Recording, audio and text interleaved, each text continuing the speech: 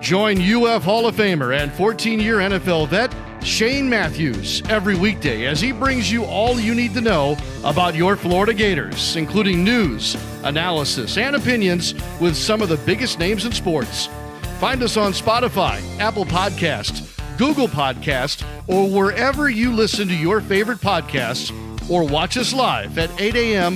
on Facebook, YouTube, and Twitter.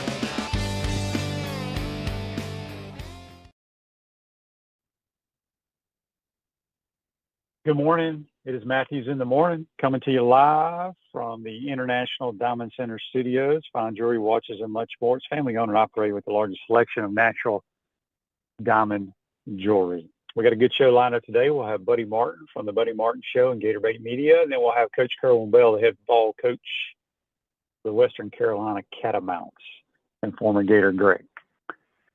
Let's go straight to the Titan More Highline, courtesy of Comfort Temp, and we're joined by Buddy Martin. Good morning, Buddy. How you doing? Good morning, Shane. The throwing Mayo is going to be on today. He was a great one. I still doing balling around, doing great as usual. And he's been a real exemplary kind of guy for the Gators and for since he left Trinity Catholic. So good show last night, Shane, and we had a lot of things to cover, not the least of which was the Billy press conference, which I think overall went off very well. And I think things are a little bit upbeat right now. And by the way, even though I know it's just pre-fall ball, attitude still counts. It counts every time you strap it on. I like the attitude I'm hearing about. I think it will go a long way. It used to be the most important thing back before you started coaching. Attitude. Now it means something different, but it looks and sounds encouraging, and that's what Gator fans want to hear. Yeah, no question. On YouTube, brought to you by Quality Plumbing. Barone 71 says, QB, do you think more under center formations could help Florida, more rushing attack options, take pressure off Lagway? I feel Florida should ground and pound more as DJ may be banged up a bit. They'll run a little bit under center. I'm a big fan of under center and shotgun. I think you need to mix it up. I think people need to realize DJ's injuries are not from being hit. He hasn't had one of his injuries, buddy, that has anything to do with physical contact. You know, the hamstring, nobody was near him. The shoulder is from, it's not from being hit on. It's from throwing.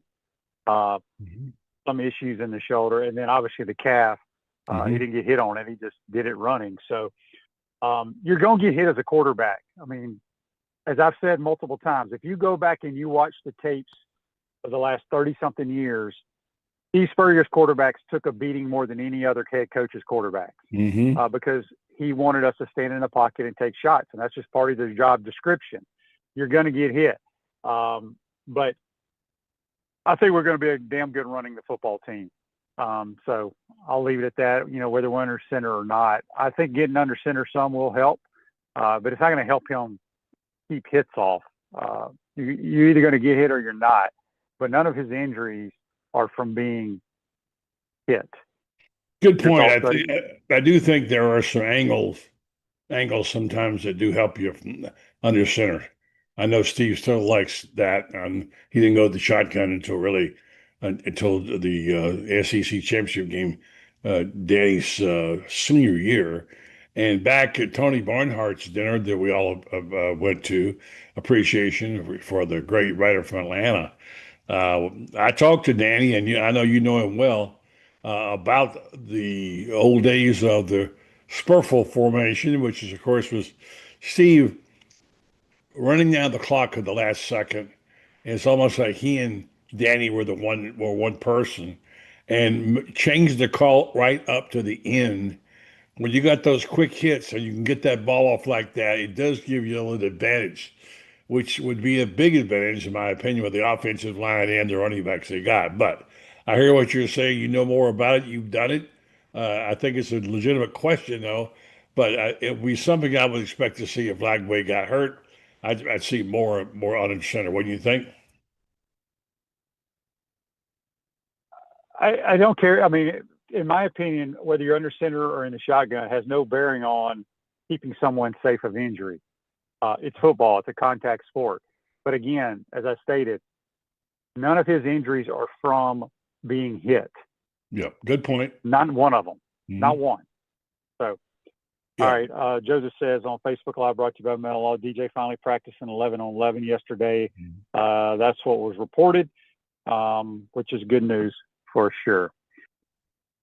All right, buddy. I mean, we're close. We have games this weekend, some college games, one overseas. I think it's Kansas State, Iowa State. I'm excited for the season. I can't get excited about Long Island. Yeah. Long Island, as I've said multiple times, will be the worst football team. And I'm not taking anything away from Long Island. God bless those kids because they wanted to continue their college football playing days. A lot of them are getting their education paid for. It's a great payday for Long Island. But they will be the worst football team that has ever stepped foot into the swamp. Well, I've seen some bad ones over the years, Shane, I tell you, but I hear what you're saying. But I think maybe that's not the point. And after you left the show last night, really good show last night, some of the guys carped and said, hey, Shane's missing the point here. It's like hitting somebody beside your teammate. And there is something to that. I don't think it's the outcome. Again, to quote Saban, it's the process. As things like getting out of the huddle, there's things like getting special teams going, getting the right number of people on the field. There's things like snap counts and timing, what have you. And looking across the other side and seeing somebody that's not your teammate. And I granted it's not a real great opening game, but it's a godsend to have be able to do this. Now, the situation at quarterback, and it doesn't look like he's going to play significant time. We don't know that. We're not doctors. But I think it's encouraging when he said he had the most 11-on-11 work for quite some time.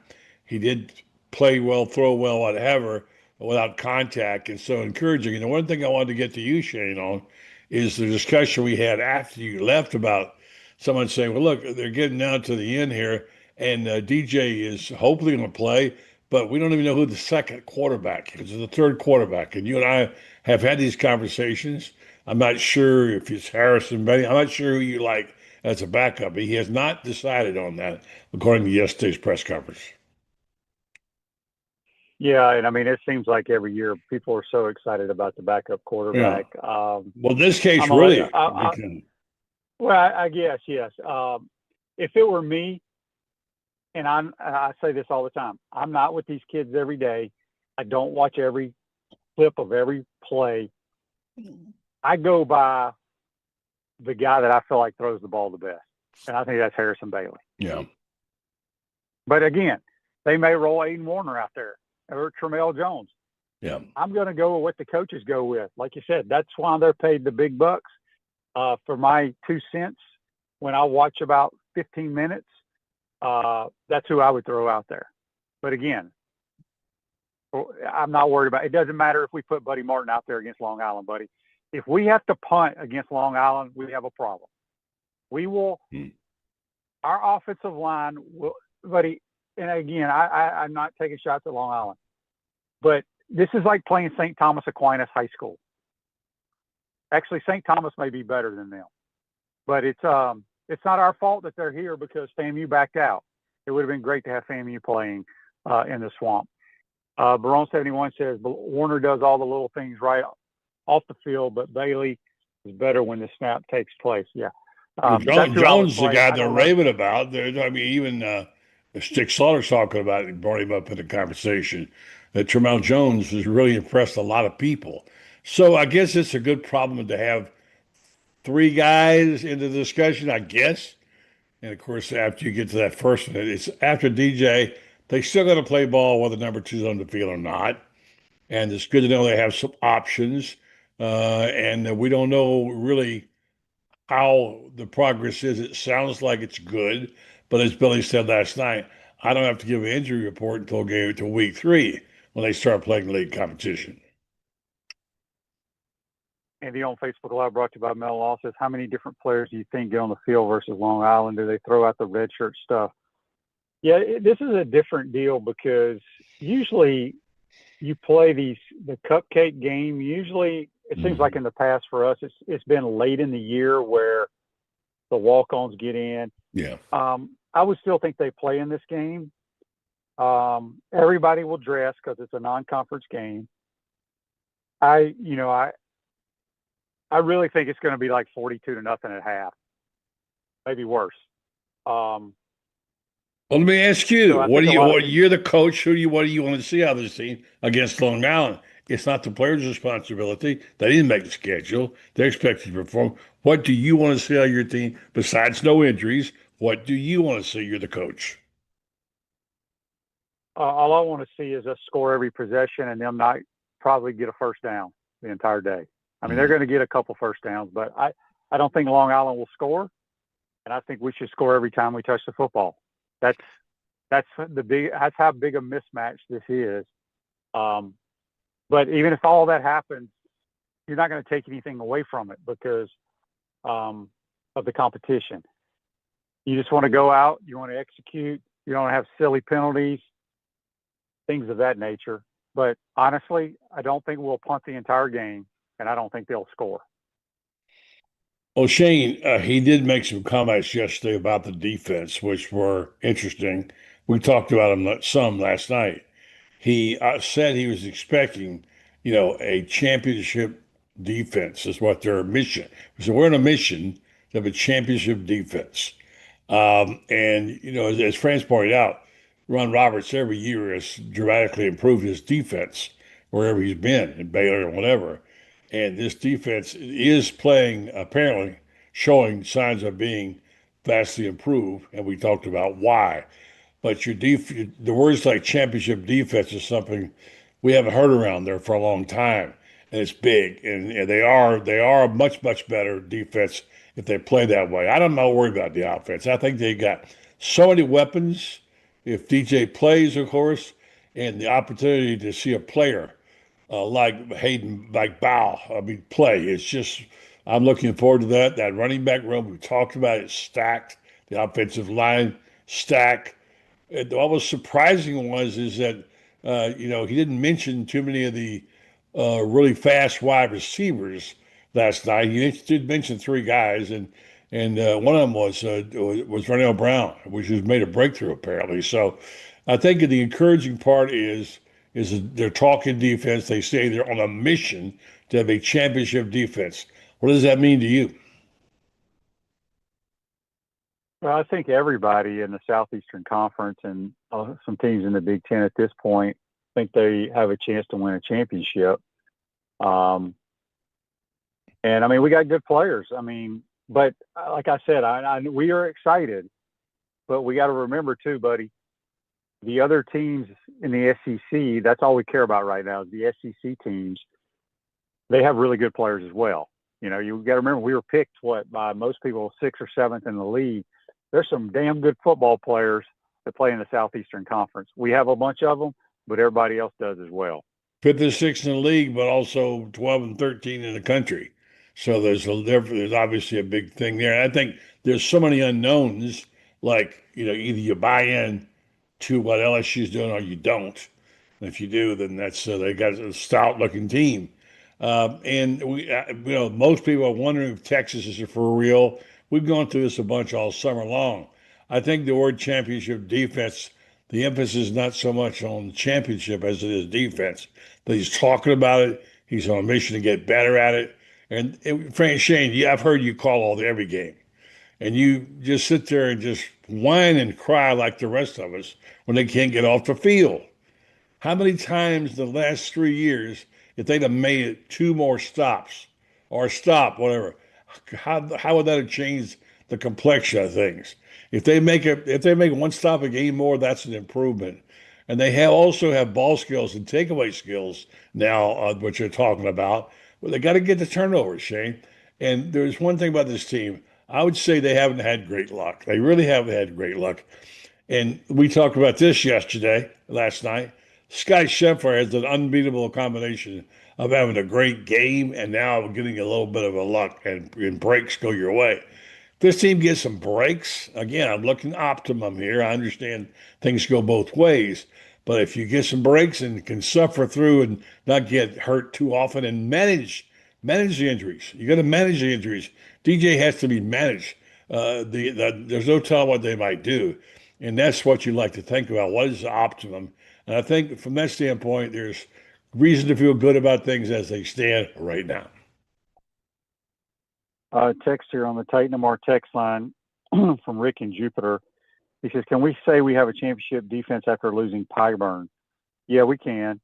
I'm not one to say we have a championship defense until I actually see us play because, as Buddy just mentioned, we were kind of bend but don't break last year. You know, it was great beating Ole Miss and LSU, but both those teams had 500 and some yards on us and went up and down the field and shot themselves in the foot. I need to see us play better defense and don't give up long drives and then the other team miss field goals or whatever. But Pyburn was a very good college football player. I have concerns with him against the pass and his pass rushing ability. He's very good against the run, though. So we'll see him week 3 in Baton Rouge. Well, man, if you hung up on Pyburn, you haven't been to keep it up. Their edge rushers are really apparently impressive.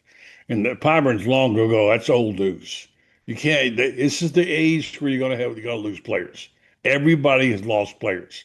Florida lost kind of a minimum, and Pyburn was a loss. But look what they got since then. Their front seven, Shane, you said to me 100 times last 2 years, they got to get better in the front seven. Got to get better. They are better on the front seven. Would you agree? Oh, they're better on paper, no question. Mm-hmm. That's all we got right now. Go perform. Mm-hmm. Yeah, they got to go perform. I've said it over and over and over. We have not had a dominant defensive player since John Grenard or Dante Fowler Jr. Dante Fowler Jr. played for Will Muschamp. That's a long time ago. Mm-hmm. We don't have, and I hope it's Tyreek Sapp to be that disruptor that the opposing offense has to game plan around. That's when you know you have damn good defense, is when they're worried about a certain guy disrupting the football game. Shane, you got the creeper. You got the creeper, Shane. Don't forget the creeper. Tell me what the creeper is, Shane. That? No, the creeper defense. Ron Roberts. Tell me what that is. Well, I mean, it could be multiple things. I don't know what his definition of it is. I'll have to wait and let you know once we see it. Chris says on YouTube, brought to you by Quality Plumbing, very excited to see freshman Jaden Woods. Yeah, a lot of good stuff coming out about him. Maybe he's that guy. Maybe so. A true freshman. Mm-hmm. That would be great. Buddy, real quick, let's get to this day in sports, brought to you by Campus USA Credit Union. Put some star power to work in your financial life at Campus USA Credit Union. 2001 PGA Championship at the Atlanta Athletic Club. David Toms, the LSU Tiger, wins his first major title over Phil Mickelson. Yeah, remember him well. Speaking of golf. Yeah. Mm-hmm. Buddy, I said on your show last night, I've been saying for about a year and a half now, I've never seen a professional golfer control his golf ball like Scotty Scheffler. You know, there's always going to be comparisons, whether it's a quarterback, a pitcher, a home run hitter, now golfer. You know, is it Jack the greatest? Is Tiger the greatest? Is Scotty Scheffler on their heels as being the greatest? I didn't get to really pay attention. I was too young when Jack was kind of ending his career. Mm-hmm. But Tiger, people would say he's the greatest right now. But I can tell you right now, nobody will change my mind that Scotty Scheffler's not beating better players on a weekly basis. But Scotty never gets in trouble like Tiger. Tiger used to hit the ball all over the ball yard. And then he would be behind a tree, hit some crazy-ass shot that people would go crazy over. People like that. People like that. Yeah, we like that. Right. But Scotty can control his golf ball better than anybody ever seen. And that's why he doesn't get in much trouble. And his distance control on all his iron shots is incredible. And boy, it's phenomenal to watch it just blows my mind how he plays golf. He is, but I like the high risk, high reward stuff. Shane, I go back to Arnold Palmer, and he was the guy who got in trouble all the time and make these tremendous shots out of the rough, etc. Of course, playing in Augusta, you don't have that much rough, which is why it's so important to have a guy who's willing to go for it. Seve Ballesteros, he used to get up and down for the parking lot. I mean, he was crazy good that way. You have to have some of that in you, and I love Tiger for doing that. I agree that maybe what you're saying is that Scotty Scheffler is a more efficient player. His ball striking is phenomenal. He's like he just never misses a shot. And when he does get it off course, off kilter, he can get it back. And now when he starts chipping and putting like he's doing now, I mean, Shane, how long was that putt? Like 70 feet? I don't know. And it changed speeds, and I mean, it went a lot of luck had to go into that. But give him credit for what a great read that was. When he starts playing like that, he's unbeatable. No doubt. When Urban Meyer wanted to introduce his high-quality tequila to the Gator Nation, he made sure to get it to the HBC and his team at Spurrier's Gridiron Grill and Dorn's Liquors. Go beyond with smooth Los Landeros tequila. We got Buddy Martin here on the Titan Tomorrow Hotline, courtesy of Comfort Temp. We got a text here on the Titan Tomorrow text line from a couple of people here asking the same question. They want to know what those two. I'm on the road, so I guess they got a picture of me in my office. Yeah. Those two trophies with the footballs on them. Those are SEC Players of the Year, 90 and 91. Those are who won that? How'd you get those? Who won that? Huh? Those were the Spurrier's Gridiron Grill Yeah. now. And by the way, buddy, bringing that up, you remember Coach's comment at Tony Barnhart's deal about me being two-time SEC Player of the Year? But hang on a second. There's two other ones in the room. Remember that comment? I do. He was wrong. Yeah, I don't ever remember that happening. There's only one other one. That was Danny. Coach only won it 1 year. So yeah, I don't even remember it. I'm gonna let Coach know that. I didn't even know they had a Player of the Year when he played, and I covered him, so I don't remember that. But anyway, we got the drift of it. No, I mean, look, Shane, look, you're just a hair away from Ring of Honor type stuff. You should have been an All-American. I mean, you should have been a Heisman Trophy winner. What you did for your school is more valuable than anybody's ever done in terms of putting us back on the map. We've told you that. Last night we were talking about what you've accomplished, and because you did it with relative ease, people took you for granted. They thought, "Oh, this is just another Spurrier quarterback." Guess what? It's not. You were very efficient. You threw a nice catchable ball. That's the one thing about you. I've seen you. I saw you play live. I saw many videos. I think putting the ball where it's supposed to be on time and making it catchable was the key. And you had some receivers who knew how to get that ball and go with it. So yeah, I mean, you have those. Those are nice trophies, by the way. They do look good in Spurriers. And by the way, pretty soon we're going to have something for the writers. They're going to be a single out. There's going to be some special artifact in the podcast room recognizing the writers. Shane, you came along at a time when writers were still important. They're a big part of what went on, and now we kind of faded into the sunset as dinosaurs. But I'm glad that Spurrier's Gridiron Grill and Freddie Weeby, they do a fabulous job with the museum part of that restaurant of bringing the history back to life and things like that. And having it, how do you feel to have all your stuff there? That's got to be a good feeling for you, Shane. Yeah, I got a couple other things there. I kind of downsized a few years ago in my house, and most of my stuff was stuck in boxes and stuff, kind of like Coach's was. Yeah. And Amy said, "Let's do a restaurant." So yeah, so Coach asked for some stuff, so I gave it to him, and I have no problem letting it be there. What's there? When you talk about the sports writers, Mm-hmm. I don't know. You're right, buddy, because like two really good friends of mine now are sports writers that covered me when I was in college. Chris Harry and Frank Frangie. And you forgot Mike Bianchi.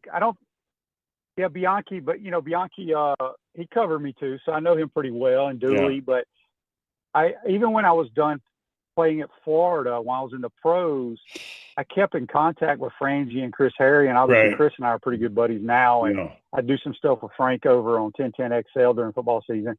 But I don't think the players in today's world, because everything is so regimented, and they don't want so-and-so to talk to this person or whatever. We used to just be walking off the field, and the reporter would walk up to you and talk to you while you're walking. Just hang out across the Odom parking lot. You're not allowed to do that. It's a different world. Yeah, you're not even allowed to do that anymore. You can't have.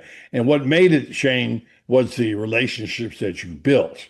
And I understand the difference. I know that they had to control it. They want to control it because, let's face it, social media can be vicious, and it's a different world. but there was a time when there was a trust there between writer and athlete and coach and writer, whatever. And Coach Spurrier had a great relationship with a lot of people. He was even giving credit the other night to Bianchi for helping him come up with the swamp. There was dialogue that went on. I mean, I remember telling Spurrier he should go to a shotgun a long time before he did. Not that I had anything to do about it, but you had a chance to offer an opinion, and he valued your opinion, and the ability to get that information was great. Now you're pulling out teeth. You're looking for every morsel you can. You're hoping you get something at a press conference. So I love the fact that we had that era when we were able to talk and befriend athletes and coaches and writers were a big part of that culture. No longer today. It's just different. Yeah, it's totally different.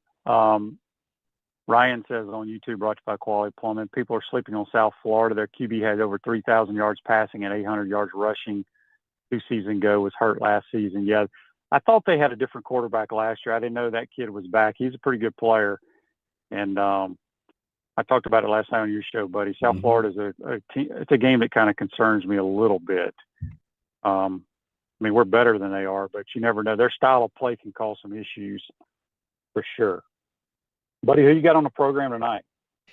Well, it's Lauren Meadows' night tonight. He does a great job on the lowdown. He'll have some special guests, and Rob Brown, of course, will join them tonight, and they'll be on record time 9 o'clock and talking ball. And Lauren was all around the press tour yesterday. I think this is the time when all we got to look forward to is the next day. And I know Lauren is a really astute person. He hosts your show sometimes, and he talks ball. If you want to get a good discussion going and has a conversation, maybe the backup quarterbacks, check out the lowdown with Lauren Meadows tonight on this channel, or not this one, but on obviously on YouTube. Real quick, buddy, Brian has a question for you on Facebook Live, brought to you by Melon. He says, buddy, I have a journalism question for you. Do you think the quality of sports writing has decreased since the decline of the print newspaper? By quality, I just mean the sheer knack at reporting, the catchy terms of phrases and writing style. I feel like we've lost something and it's gone forever. Yeah, there is a bit of style, especially that's gone, but there's certainly fine writers out there. They just aren't there every day. They're hard to get. You see some really high-level stuff written nationally, but there's something about going and sitting down with your paper and taking your guy you follow on that team, whether it's Tony Barnhart, whether it's Frank Frangie, whether it's Buddy Martin, whatever, saying, oh, let's see what he's got to say today, because you could trust what he was saying was coming from a good place. When you don't have good information, you have no access, it's hard to be a really relevant sports writer anymore, but we have some good ones, and some of them are going to be honored coming up soon at Spurs Gridiron Grill, and I'm very proud of that. And I'm proud to have been a print guy originally. Well, buddy, we appreciate you being on the program today. Have a good night off, and we'll see you next week, my man. Just remember, Shane, there's no more my bad. Well, there's always my bad. You're going to make mistakes in games. Just remember that, buddy. You don't play perfect games. Nobody's ever played a perfect game of football that I'm aware of. Well, Coach Napier said last night, talking about the future, it's just no more my bad. In other words, it's all real now. Yep. That's Buddy Martin joining us on the Titan More Highline, courtesy of Comfort Channel. Quick timeout. We'll be joined by the head ball coach of the Catamounts, Kerwin Bell. You're watching and listening to PodUp Matthews in the morning from the International Diamond Center Studios. We'll be right back. Thank you, Shane. Our premium sponsors are Campus USA Credit Union, International Diamond Center, Meldon Law, QC Kinetics, Dave & Buster's, UF Health Orthopedics and Sports Medicine Institute, JF Hayden Craft Liqueurs, Florida Cracker Kitchen, Los Linderos Tequila. Gridiron sponsors are Baker Sporting Goods, Comfort Temp, Electronics World, Florida Victorious, Gallo Car Wash, Miapa Latin Cafe, Peachland Dental, Quality Plumbing, Ruse Ogre State Farm, Silverback Concrete, 84 Lumber, Big Mills Cheesesteak, Celebrate Primary Care, Dowling Signs, Gator Bait Media, Gator Dominoes, Ironwood Golf Course, Okido America, Tropical Smoothie Cafe, UF Bookstores, Nest and Wow, MG and A Wealth Management, Watch and listen to us live on Facebook and YouTube. Listen to the podcast whenever on Apple or Google Podcasts, Spotify, or wherever you listen to your favorite podcast. Remember to like, follow, and subscribe so you don't miss an episode. To become a sponsor, call my man Freddie at 352-284-3733. Hi there, this is Coach Steve Spurrier, and I want to let you know that by popular demand, Spurrier's Gridiron Grill's delicious brunch is now served in a premium buffet. You have spoken, we have listened, and we're now serving Gainesville's only elevated buffet, complete with an omelet station, ginger sage chicken sausage, shredded short rib, and of course our chicken and waffles. Plus, you can enjoy bottomless mimosas and Bloody Marys. So join us every Saturday and Sunday from 11 to 3 for the best brunch in town. I'm tired of you living in pain, and I want you to get real lasting relief from chronic pain in your knees, back, shoulders, and hips. QC Kinetics can get you moving again with cutting-edge regenerative treatments with no drugs, no downtime, and no surgery. Stop putting it off. Call now and schedule your free consultation. Call QC Kinetics now in Gainesville, Ocala, and the Villages. 352-400-4550. 352-400-4550. Welcome back to the International Diamond Center Studios. Florida Cracker is the brand for original Floridians. Great food and southern hospitality in the center of the University of Brooksville, Florida. That's floridacracker.com. Zach, did you say we have Kerwin? All right. Well, while we're waiting on Coach Bell to join us, he's late. He's the finable offense. Coach Bell, can you hear us? Yeah, I got y'all. You're fine. That's a finable offense, Coach. You're a minute late. Your numbers were all screwed up on your thing, man. I couldn't get in. Well, I don't do all that. Tell Zoom. Call Zoom. Well, we got Coach Bell, the head football coach of the Western Carolina Catamounts. Coach, appreciate you taking the time. I know y'all just broke camp, getting ready for the season. Real quick, I didn't see the preseason rankings. I know the SoCon, which a lot of people say that's the SEC of FCS football, which it usually is. Where were y'all's preseason ranking? Well, I think we're somewhere in the teens, Shane, 18, 16, somewhere in there, preseason. Yeah, SoCon is probably one. It's probably, you got those teams out west. They've really dominated FCS football. Montana, South Dakota State, and all those teams. Montana State. So, but here on the East Coast, we like to think the SoCon is probably the third best in the nation, or second best. Got a lot of good football teams. The one thing about our conference, we don't just play, the bottom half or whatever. We have to play every member in our conference. So we play 8 conference games, so which is all of our. We have 9 in the conference. So you play everybody in the conference, which is a big test. It's a big test to be able to come out of here. Really was disappointed last year that, we're supposed to be a top 2 or 3 conference in the FCS in the country, and all of a sudden we have one team that went out of this conference, the champion, which is Mercer. We lost too late. We're up 24-7, lost to them on a controversial call, and we didn't get in as a second team. So I don't know how they picked these playoff spots, but I thought we really deserved it last year. But our motto this year, Shay, is no excuses, man. No excuses. We've been close the last couple of years. It's time to get it done, and hopefully, this will be a championship type season. Yeah, how do you feel about your team? Talking to you a couple of days ago, you said y'all are bigger than you've been. You feel like you got a pretty good squad this year. Well, we're just a more balanced football team overall. Through the coaching staff, both our coordinators now been here for 2 years, so especially Coach Odom. He's Jerry Odom's come in and I think it's really going to add the balance that we've been looking for, since we've been here, as far as being a defensive football team that can go win a championship. A lot of veterans on that side of the ball. We got a lot of fifth-year guys who've been in our program now, 4-year guys who were recruited by us and have stayed and played. Could have got in the portal and left, but they stayed. So a lot of experience there. Now Jerry's second year, I think we're going to be really good on defense. And Offensively, we've been top 3 in the country every year that we've been here. We've led it a couple of times, led the nation, and was number 3 last year, number 1 in passing offense in the country. So we got a lot of turnover there, but we got also a lot of talented players on offense. So I think we're going to be just as good. We'll be a top offensive team like we always are, and but I think the big difference will be that defense, and then also we're just a lot older. We play it now with a lot of guys that we recruited 4 years ago. Shane, people don't know this, but we had the last 4 years we've been here. The 4 years we've been here, we've been the top team in the SoCon as far as recruitment. We were number 1 in the SoCon in our recruitment of high school players, and we were in the top 10 all 4 years in the nation in recruiting. So we've developed. We've brought in a lot of talented players, and now they've all matured, got a lot older, and now we're playing with a lot more veteran guys than we have since I've been here.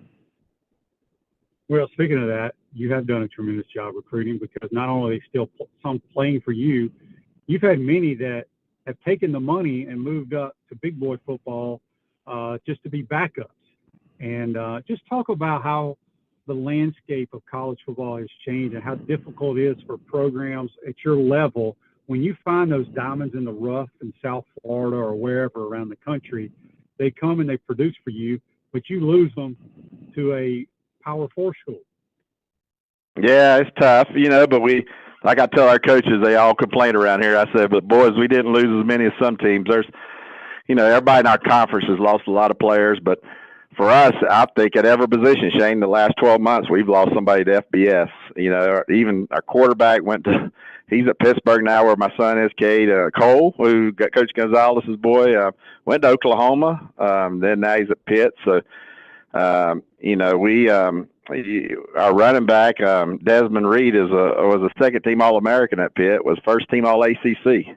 And people said he wasn't big enough to play, and played for us for 2 years, and then now this will be his senior year at Pitt. So I wish him a lot of luck. And everywhere, like I say, every position we have lost players to FBS, and our tackles went to Oklahoma for $500,000-$600,000. So we've just had a lot of guys, get poached, and that's happened everywhere. What we got to do is just keep recruiting and keep finding these guys that we find that nobody else knows about. Well, we do a lot, Shane. We late recruit a lot. The receiver that's at Pitt, he was a basketball player his whole career down at Clearwater High School.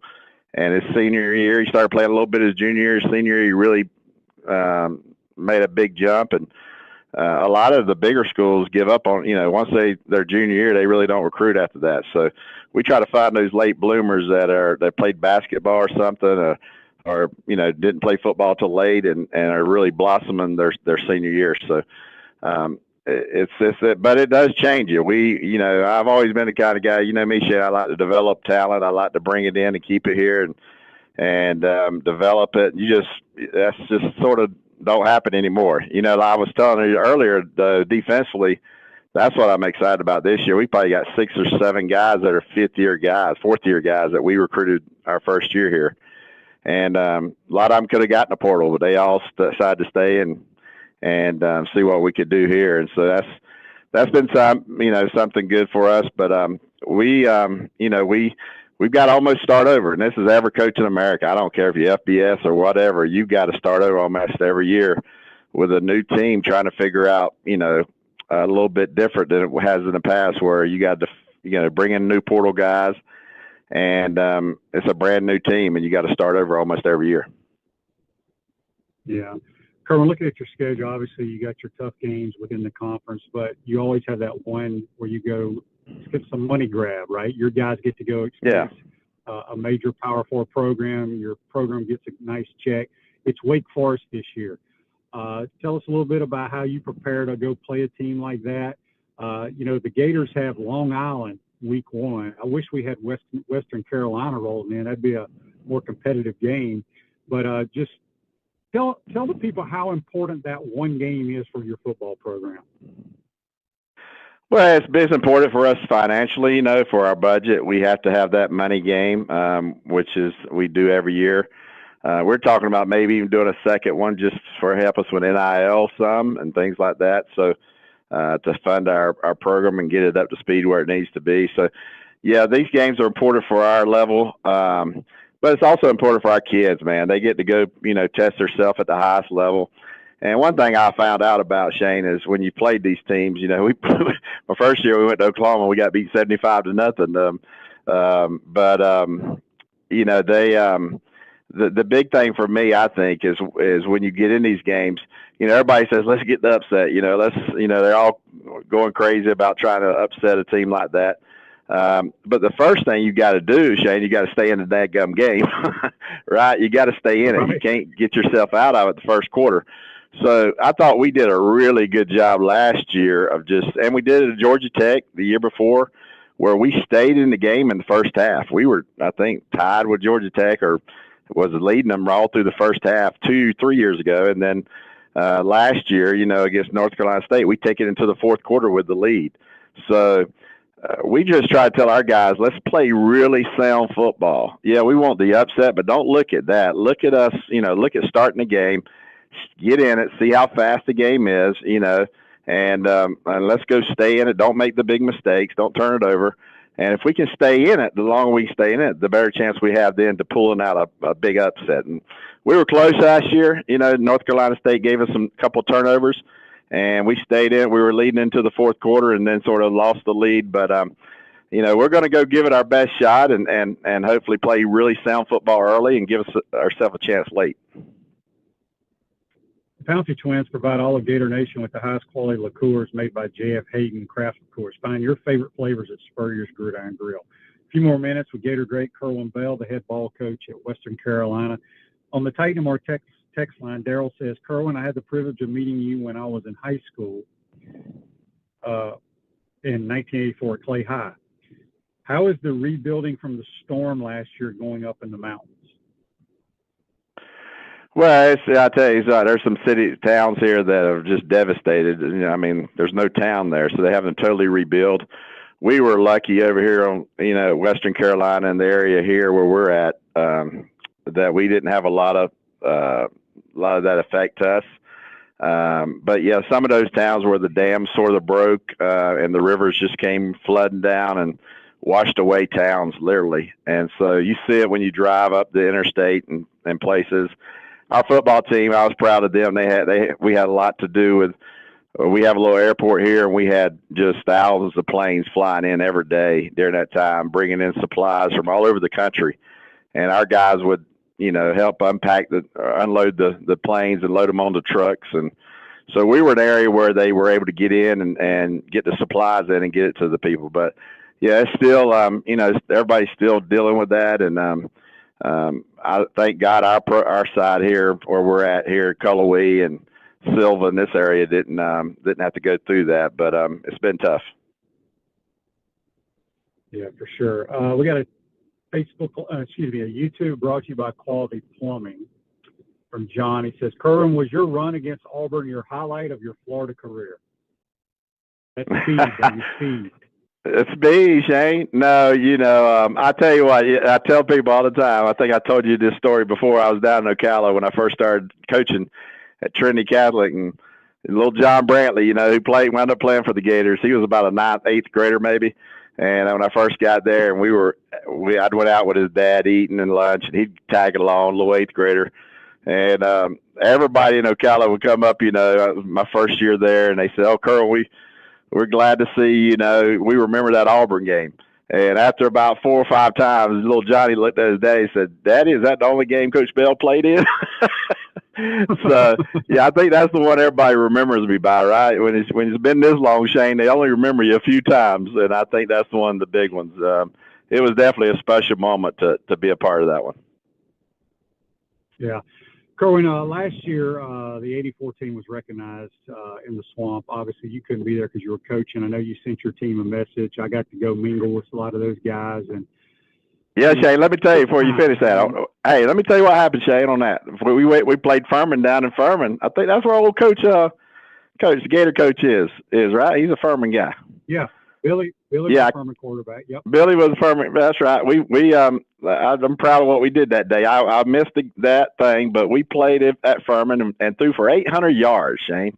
Or he had 800 yards of offense. I think my quarterback had 600 something passing. But anyway, set our record. Yeah, 801 yards total offense that day.